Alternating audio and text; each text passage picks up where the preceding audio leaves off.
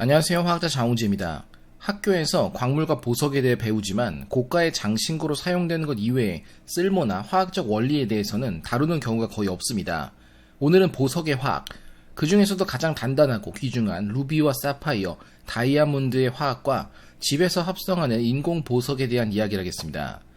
지금의 교육과정은 제가 잘 모르겠지만 흔히 지구과학이라는 분야로 구분되는 고등학교 수업에서 가장 많은 분들이 지금도 기억하는 내용은 지진파인 P파와 S파, 모호르비치치 불연속면, 그리고 모스 굳기계가 아닐까 싶습니다.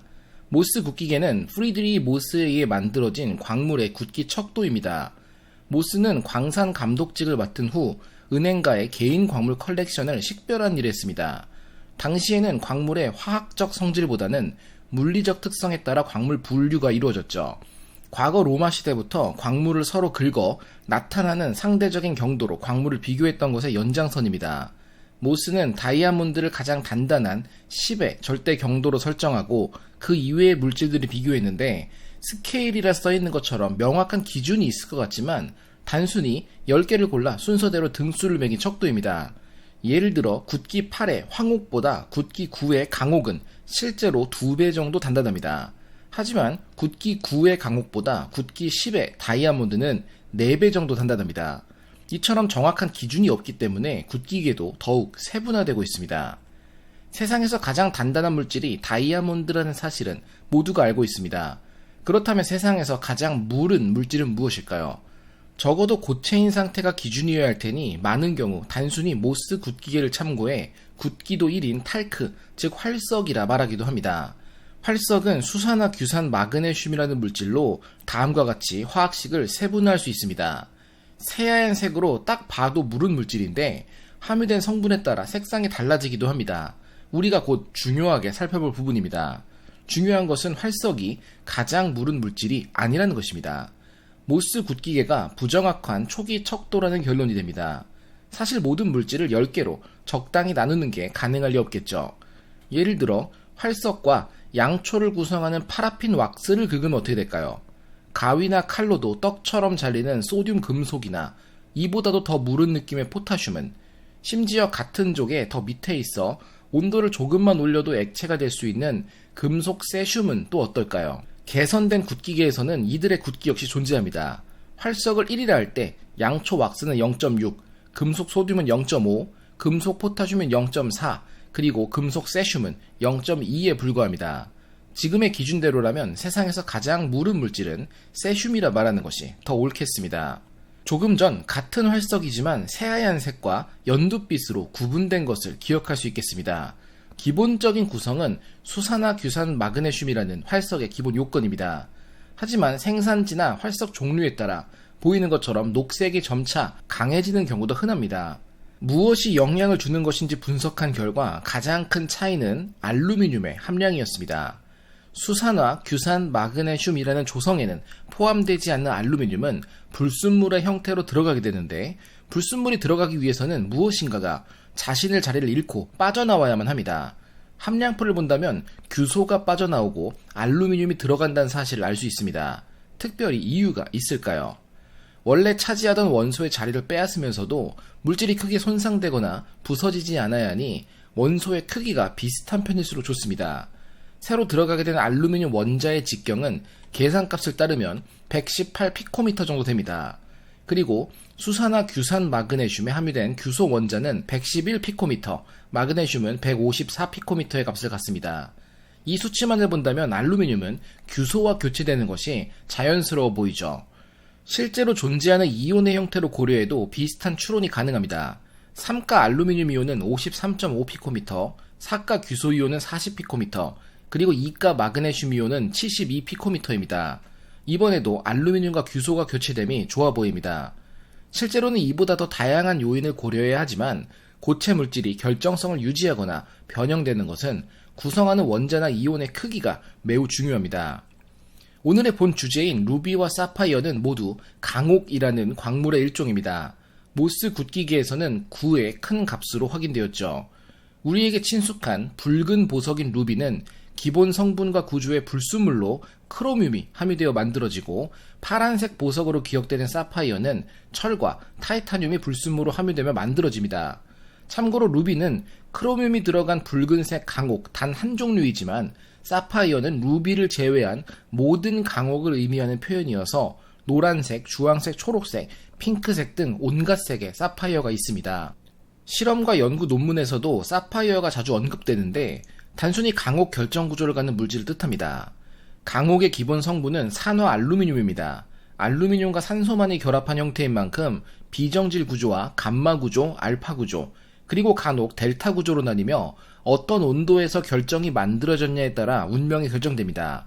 모든 강옥은 알파 알루미나인 만큼 높은 온도로 처리해야 만들 수 있을 것임을 예상할 수 있습니다. 알파 알루미나 구조의 순수한 강옥은 모든 전자가 쌍을 이루고 있어 물질이 특별한 빛을 흡수하지 않습니다. 모두 반사되거나 산란되니 새하얗게 보이죠. 그런데 알루미늄 원자 100개 중 1개가 크롬 원자로 대체되어 루비가 만들어지면 음전하를 띤 산소 이온이 알루미늄을 둘러싸고 있으니 크롬 원자는 삼가 알루미늄을 대체해 삼가 크로뮴이 되기 위해 3개의 전자를 제공해야만 합니다. 여기서부터 변화가 발생하기 시작합니다. 독립적으로 존재하는 크로뮴은 모든 가장 바깥쪽 전자가 채워진 에너지의 레벨이 같은 상태입니다. 하지만 알루미늄 자리에 끼어들어가며 주위 환경이 변화하면 그 형태에 맞게 에너지 레벨도 변화하게 됩니다. 이제 더 이상 전자들이 같은 환경에 있지 않으니 에너지를 흡수하거나 방출하는 방식으로 작동이 가능하게 되는 것이죠. 결정장 이론이라는 무기화학 속 하나의 내용이며, 우리가 화학 이론 공부를 하는 것은 아니니 너무 깊게 생각할 필요는 없지만, 같은 원자나 이온이라도 주위에 결합한 물질의 종류나 입체적인 구조에 따라 색과 화학적 성질이 모두 달라질 수 있다 정도로 받아들여도 충분합니다. 루비나 사파이어가 색을 갖게 되는 원리이며, 무기물질로 이루어진 다양한 물감의 색상이 만들어지는 원리도 정확히 같은 방식으로 설명됩니다. 이제 만들어 봐야겠죠. 기본 성분을 확실히 알고 있기 때문에 재료를 준비하는 것은 어렵지 않습니다. 산화 알루미늄이 기본 성분이니 많은 양이 필요하고, 불순물의 형태로 첨가될 삼가 크로뮴 물질은 같은 산화물의 형태인 산화 크로뮴으로 준비합시다. 이들을 각각 질량비로 99%와 1%만큼 가루 형태로 잘 섞어주면 인공 루비를 만들 준비가 완료입니다. 흔히 사용되는 두 가지 방식으로 아크 웰딩과 마이크로파 처리가 있습니다. 아크 웰딩은 말 그대로 탄소봉을 이용한 고온 처리를 이용해 아주 높은 온도로 가열해 루비를 만드는 것입니다. 우리가 집에서 직접 하기는 쉽지 않겠죠. 두 번째 마이크로파 처리는 간단합니다. 가정에서 사용하는 전자레인지로 끝납니다. 약간의 처리가 더 필요한데, 두꺼운 유리병 등에 알루미나와 산화 크로뮴 가루를 잘 섞어 넣고 알루미늄 솜을 잘 눌러 담아줍니다. 그리고 다시 두꺼운 유리 뚜껑 등으로 닫은 후 전자레인지에 10초 정도 가열하면 완료입니다. 마이크로파에 의해 알루미늄 솜이 플라즈마를 만들어내며 이로 인한 고온 고압 조건에서 루비가 만들어집니다. 흔히 알루미늄 포일이나 금속을 전자레인지에 넣고 돌리면 폭발하니 주의하라고 하죠. 이번에는 일부러 그러는 겁니다. 플라즈마를 만들기 위해서죠. 당연히 집에서 식품 조리용 전자레인지를 사용하지 말고 남는 전자레인지가 있다면 해봐도 됩니다. 불꽃이 엄청나게 튀며 무서운 소리가 막 나긴 하는데 되긴 됩니다. 웰딩을 통해 만들어진 루비의 모습과 전자레인지로 만들어진 루비의 모습입니다. 그런데 우측 사진을 보면 루비가 붉은 빛을 내뿜는 것처럼 빛이 번져 보이죠. 자외선을 쪼이면 루비는 붉은 형광빛을 냅니다. 광물의 형광에 대해 곧 말씀드리겠습니다. 참고로 2가 철과 4가 타이타늄을 넣고 만들면 사파이어가 됩니다. 조금 전 만들어진 루비의 퀄리티를 보면 가정에서 되긴 되는데 보석이나 광물로는 가치가 없다는 것을 눈치챌 수 있습니다. 그렇다면 인공 루비나 인공 사파이어는 어떻게 만들었길래 그처럼 크고 이쁠까요?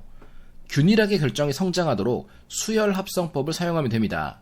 압력솥으로 고온 고압 환경을 만들어 광물이 자라나도록 유도하는 방식입니다. 루비의 경우 400에서 600도의 온도와 340에서 2000기압의 고압 조건에서 수열 반응을 하면 만들어집니다. 실제 인공 루비의 모습과 자외선을 쪼여 형광을 관찰한 사진입니다. 강옥이 아닌 다른 보석류 광물인 황옥 역시 같은 방식으로 만들 수 있습니다. 인공 에메랄드 만드는 수열 합성 방식의 모습인데, 이처럼 길쭉한 밀폐통에 넣고 일주일 이상 반응시키면 그림처럼 거대한 에메랄드 광물들이 얻어집니다. 예상외로 아름다운 형광빛을 내는 광물은 많습니다. 눈으로 보기에는 특별할 것 없는 돌멩이 같은 이 광물은 당연히 몇 종류의 다른 광물들이 뒤섞여 만들어진 물질입니다. 만약 365나노미터의 장파장 자외선을 쪼이게 되면 푸른색 빛을 내는 부분들이 보입니다. 플루오린과 칼슘으로 이루어진 형석은 장파장 자외선으로 파란색 형광을 만들어냅니다. 같은 광물인데 이번에는 다른 곳에서 녹색이 또 보이죠. 254나노미터의 단파장 자외선을 쪼이면 윌러마이트라는 규아연광이 녹색 빛을 냅니다. 그리고 320나노미터의 중파장 자외선에서는 모스 국기계 3의 친숙한 광물 방해석이 새빨간 형광을 냅니다. 함께 보이는 녹색은 중파장에서 녹색 인광을 내는 규아연광입니다. 만약 이 세 가지 빛을 동시에 틀어주면 어떻게 될까요? 아주 아름다운 광물의 모습이 관찰됩니다. 분자나 물질이 갖는 에너지 상태들을 기준으로 외부에서 쪼여주는 강한 에너지의 빛에 의해 전자들이 들뜨고 다시 원래의 상태로 되돌아가며 잉여 에너지만큼을 형광이나 인광이라는 형태로 빛으로 방출한 현상은 물질마다의 특별한 정보가 됩니다. 이를 도식으로 나타내는 것을 야블론스키 도표라 부르며 우리가 아는 형광물질이나 인광 현상은 모두 야블론스키 도표로 요약됩니다. 루비는 붉은색 형광을 내는 물질입니다. 천연 루비에서도 그렇고 가공된 보석 형태의 루비도 마찬가지입니다.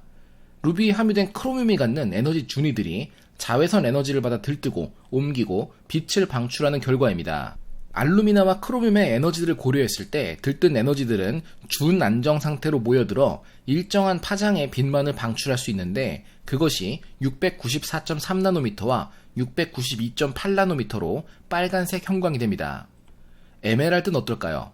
앞서 잠시 봤던 에메랄드는 토파즈라 불리는 황옥의 한 종류입니다.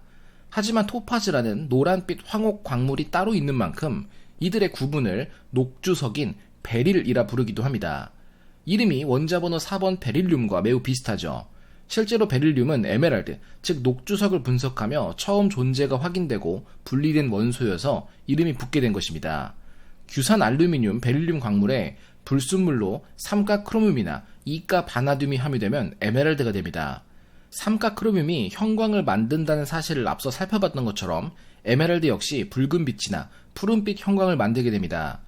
크로뮴이 많은 곳은 붉은색, 바나듐이 많다면 푸른색이 됩니다. 사파이어는 어떨까요?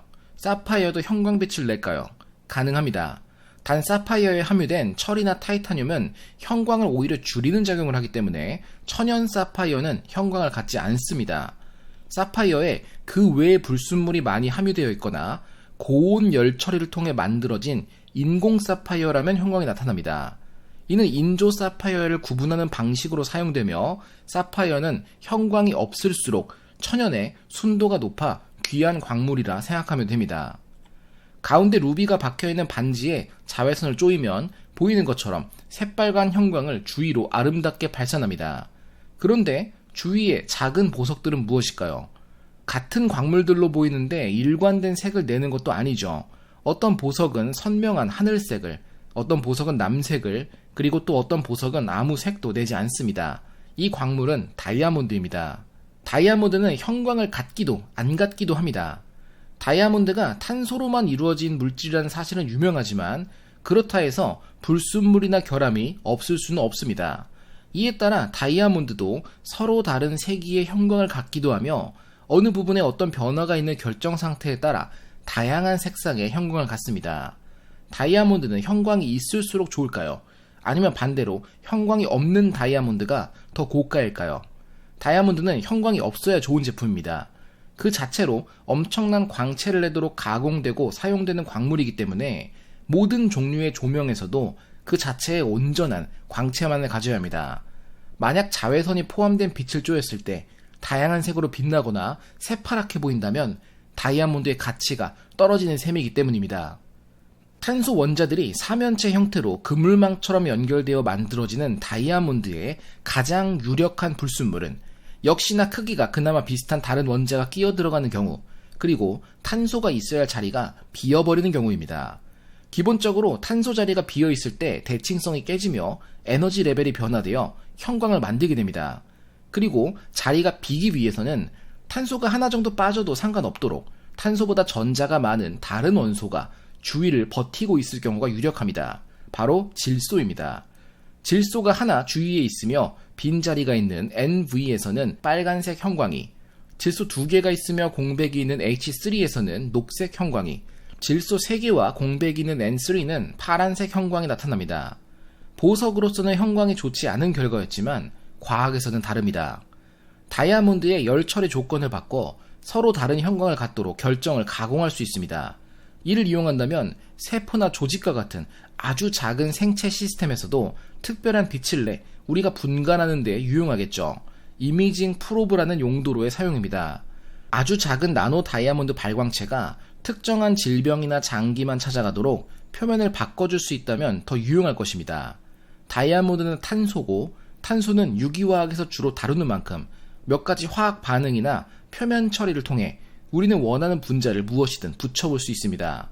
이렇게 가공된 물질은 아주 작은 세포에 달라붙어 위치를 표시하기도 하고 쥐의 정맥에 주사하면 혈관을 타고 다니다 종양이 있는 위치에서만 강한 신호를 보이기도 합니다. 형석이 자외선을 통해 선명한 파란색을 만들었던 것을 앞서 광물 사진을 통해 봤습니다. 다이아몬드나 루비, 사파이어와 같은 비싸고 만들기 힘들고 너무나 단단한 물질이 아닌 모스 굳기계 4인 형석으로도 색상을 마음대로 바꿀 수 있다면 더 흥미롭겠죠. 이에 대한 연구도 있었습니다. 앞서 봤던 것과 같은 파란색 형석 외에도 다양한 물질을 포함한 형태로 결정을 만들어 녹색이나 빨간색으로도 만들 수 있었습니다. 심지어 이들을 적절한 비율로 혼합해 자외선을 쪼였을 때 가장 유용한 색상 중 하나인 백색광을 만들도록 조절할 수도 있었습니다. 광물을 다르게 표현하면 결정성 무기물인 만큼 사치품이나 지질학적 측면이 아닌 화학 분야에서도 충분히 유용하게 사용되는 물질입니다. 요약입니다. 루비와 사파이어는 성분상 99% 동일한 물질입니다. 그리고 의외로 자외선을 쪼였을 때 빛을 내는 광물은 매우 다양합니다. 고가의 보석이라고만 생각했지만 인공 보석 만들기는 집에서 전자레인지로 할 수 있을 정도로 간단합니다. 하지만 경험자나 전문가의 도움 없이 무작정 시도하진 마세요. 위험하기도 하지만 팔아서 여러분이 부자가 될 수는 없습니다.